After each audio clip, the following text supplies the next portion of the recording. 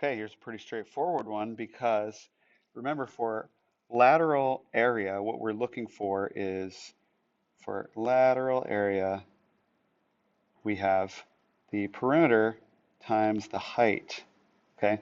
And they're telling us some of this information. We know what the lateral area is. We know that it's 300. So 300 is equal to the perimeter, which we actually know the perimeter. It has edges of 4, 5, and 6, so that adds up to 15. 15 times h. And actually, you know what I'm going to do? I'm going to go one step further. I'm going to write this out with the units on it. I'm going to say 300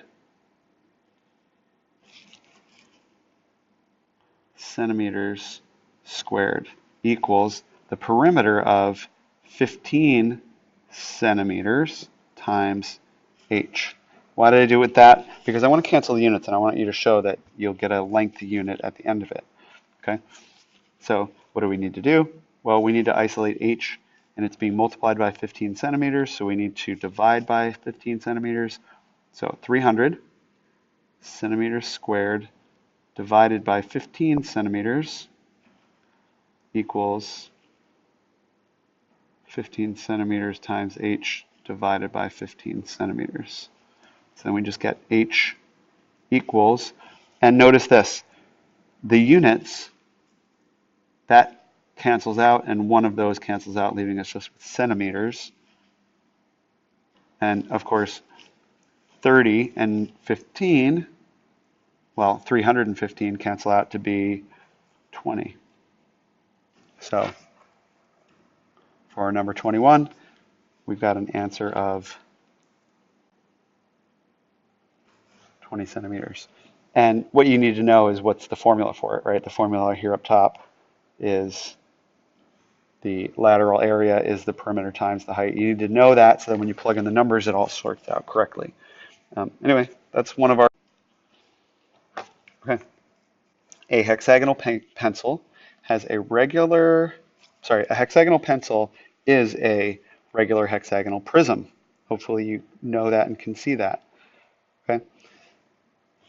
The base edge of the pencil has a length of 4 millimeters. So we could actually find out what the perimeter is by saying, okay, well, we know that the formula is lateral area equals perimeter times the height.